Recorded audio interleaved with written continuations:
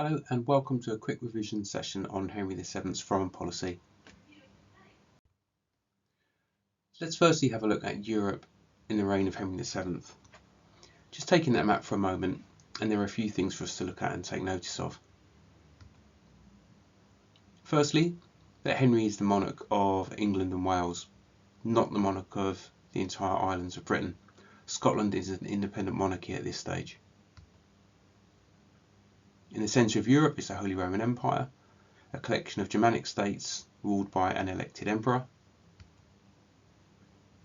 Italy is not unified, that comes much later. It's a collection of small independent states. But Spain is unified at this point in its history. That recently happened. The overarching aim of Henry VII's foreign policy was to increase his internal security. And he aims to achieve that with three characteristics in his foreign policy. Firstly, he aims to minimise the threat of pretenders and claimants to the throne, particularly Lambert Simnel, Perkin Warbeck, and the White Rose, Edmund de la Pole. He looks to protect and develop trade, particularly the crucial wool trade with Burgundy. And thirdly, he looks to establish the Tudor dynasty, with marriages of his children into the major royal houses of Europe. There are two key events that take place on the continent that affect Henry's foreign policy during his reign. Firstly, the French annexation of Brittany. In 1488, the Duke of Brittany died, a slow and protracted death, and this led to France annexing the province. The major European powers allied to try to prevent this, ultimately unsuccessfully. And secondly, the Spanish Castilian succession. Isabella of Castile died in 1504. This led to Philip IV of Burgundy and his wife Joanna the Mad claiming her inheritance. This has an impact on England because he ends up shipwrecked in the country in 1506. We'll look at Henry's relations with key European powers in turn. Let's start with France. France is a powerful neighbour that Henry had links with, of course, that had sheltered him before he became King of England. The major ruler that he's dealing with is Charles VIII. Now, relations with France are largely comparatively quite positive. However, France did shelter Edmund de la Pole. There's an improving trade situation. A key treaty is the Treaty of Etaples, which reduced trade restrictions. There is some conflict. England did intervene in the Brittany annexation crisis, did send troops. This conflict ended in 1492. Unsuccessfully militarily, but Henry did secure a pension for life from the King of France. Let's look next at relations with the Holy Roman Empire. The key ruler here is Maximilian.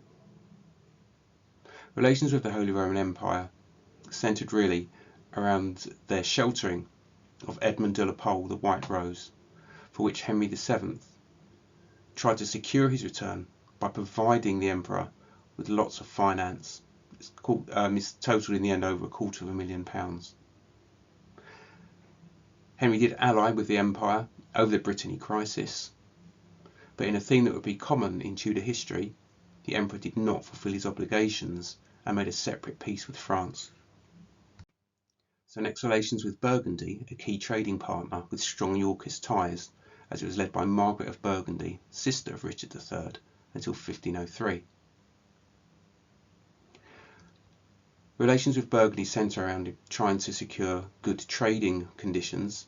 There are two key moments here: the Intercursus Magnus, which established free trade, but then after Philip was shipwrecked in England by chance in 1506, Henry imposed a malus interfectus, an unfair treaty.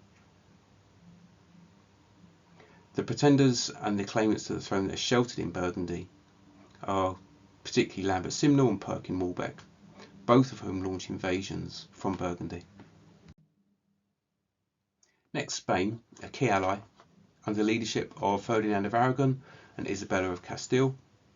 and this is a natural ally for Henry VII. The key treaty is the Treaty of Medina del Campo, and that resulted in the historic marriage between Arthur and Catherine of Aragon, and when Arthur died, that transferred to Henry's younger son Henry. Spain was an ally against France over Brittany. And finally, relations with Scotland, which was ruled by James IV.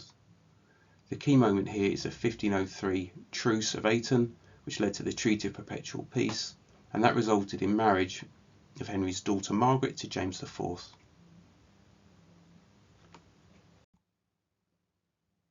So let's consolidate this content. Here's a favourable interpretation of Henry VII's foreign policy by Garrett Mattingly. See if you can evidence some of his key claims around war and trade.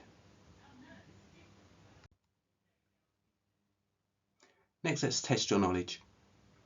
Pause the presentation and see if you can provide the states that each event applies to and the year that they took place in. I'll give you a clue here. It does work chronologically, so just pause the presentation here. And here are those answers.